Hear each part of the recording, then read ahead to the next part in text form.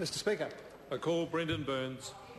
Thank you, Mr Speaker. I'm very pleased as a member of the Finance and Expenditure Committee to contribute to the second reading of the Taxation, Annual Rates, Trans-Tasman Savings, Portability, Kiwisaver and Remedial Matters Bill. It is in large part a wash-up bill for a number of measures, but the most important part of it, at the heart of the bill, are the key changes that make it much more easy and portable for Trans-Tasman retirement savings to be moved from either side of the Tasman to the other. And that's absolutely an essential change. I think that just about every member of this House would acknowledge, although we still remain very firmly two countries, we are also very much one market. And there is a huge flow of people from one side of the Tasman to the other, and it's not all a two-way trade. I should imagine that we might be seeing soon a former Australian Prime Minister in retirement, perhaps, and we might have a Socceroos coach looking for somewhere to bolt hole for a while. And so these people and many, many others might well need the benefits of a better flow of Trans-Tasman portable superannuation savings. And it happens across the age spectrum. My dear late parents emigrated to Australia 8 years ago at the age of 82, with two of my brothers living there, and they may have got some modest benefit from these changes.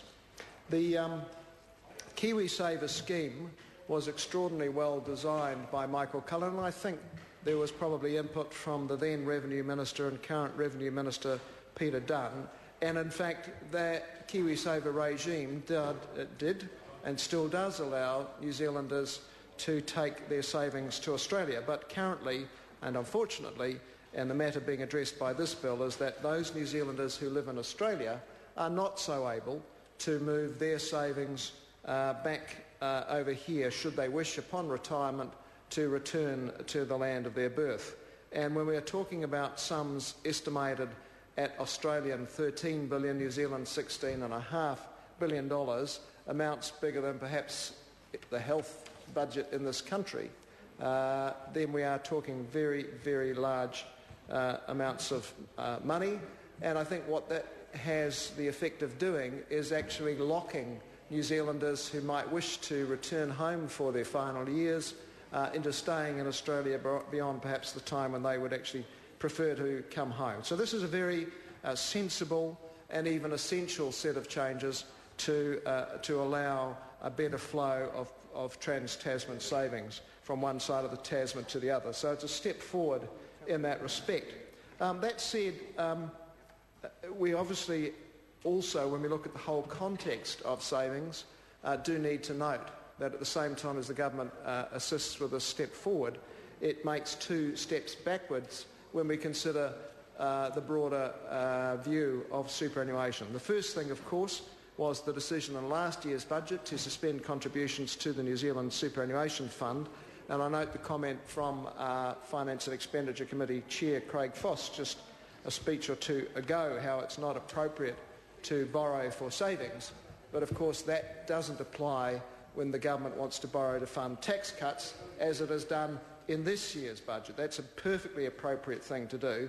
And of course the other analysis earlier last year was that the New Zealand Superannuation Fund was losing money and therefore it should not be invested into, when in fact the latest Treasury figures show that the government's superannuation fund, the National Superannuation Fund, Cullen Fund, has actually bounced right back up and is very much positively contributing back well and truly into the black. And the other thing to note from this year's budget in respect of the super fund is, of course, that although we will be back in surplus now projected in 5 years, contributions to the New Zealand Superannuation Fund would still be suspended for another 4 years. So we know that that's actually a philosophical position taken by this government about savings and continues a pattern of behaviour by this government over the generations to not truly support retirement savings, going right back to the Muldoon axing of the excellent Kirk Rolling government scheme in 1972-75, which quite rightly has been acknowledged could well be a multi-billion-dollar fund and projecting us into prosperity if it had been left in place rather than used as a cynical electoral ploy in the 1975 election.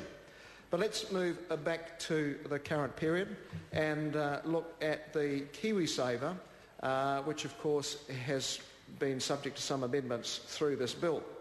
And to note the recent Australian budget, where employer contributions are required to rise to 12% of an employee's salary, and note that last year's budget cut the employer contribution of Kiwisaver from 4% back to 2%. So we've now got a 10% differential between what you can receive in your retirement savings scheme via your employer on one side of the Tasman as opposed to what you can receive on this side of the Tasman. And that really is a betrayal, I think, of those 1.2 million Kiwis who've signed up to Kiwisaver. National has actually gutted the Kiwisaver scheme in large part. That really is most unfortunate. I wanted to touch on the SOP that the Minister has introduced, SOP 105, and acknowledge the Minister's move on this area around the Screen Production Incentive Fund. This was introduced by the previous Labor government in 2008 as a measure of assistance to the film industry. In legislation passed last year, changes were made around the taxation treatment of what is known within the industry as the SPIF Fund, Screen Production Incentive Fund, and grants from it. The logic of the advice at that time was if you were receiving, as a film producer, a grant from the government, then you shouldn't get any particular assistance with your tax treatment any more fully. The problem with that was that it created a differential treatment between films which received other government funding, such as through the New Zealand Film Commission, and those that received funding through the Screen Production Incentive Grant. And the net effect of that was going to be that whereas any film which didn't get a SPIF grant was able to immediately start claiming the tax deductions that are obviously needed in the film industry, some make money, a lot don't, the treatment of a film which received a Screen Production Incentive Fund grant was going to mean that you would have to wait up to 3 years to start getting any offset against your investment if the film bombed. So I do acknowledge the Minister. He's listened to the New Zealand film industry, which has pointed out this anomaly and the implications of it for the film industry. It's an industry which, as I've noted, either does very well or bombs, and people lose large amounts of money very regularly in the film industry. So I do acknowledge the Minister's introduction of that SOP, which tidies up that issue on behalf of the film industry and puts things on a more equitable basis. I'd just like to go back to the new rules around Trans-Tasman portability of savings and acknowledge that the Kiwisaver scheme already has portability inherent in it because it was well designed by Michael Cullen and the last Labor government. But what this bill will do is actually make some changes to the rules around those who permanently immigrate to Australia, and of course allows now Australian resident New Zealanders who've contributed to a savings scheme in Australia with those large volumes of employer contribution to benefit from the return of those funds back to New Zealand if they decide to come back here and retire. There are some constraints about what you can do with Australian source savings. You can't, for instance, if you return back to New Zealand, use it towards any of the Kiwisaver housing-related incentives. Some members may recall that you can use or could use Kiwisaver towards the first home deposit and so on. So there are limitations upon it, but in the broad sweep of things, it is a very, very positive move. It will allow New Zealanders who've contributed sometimes over 20, 30, 40 years to Australian-based superannuation schemes to repatriate those funds back to New Zealand to see them off into a well-funded retirement. So these are very, very good moves in respect of many thousands of New Zealanders. I think it will actually be an incentive for New Zealanders who currently may be trapped in Australia with quite generous superannuation schemes, but until this legislation were not able to repatriate those funds, bring them home, set themselves up for their retirement. And I think that anything that encourages New Zealanders to return to the land of their birth, brings them home, has to be applauded and supported, and that's why Labor very, very firmly has been supportive of this bill. Just finally to acknowledge Craig Foss as Chair and the officials who supported it.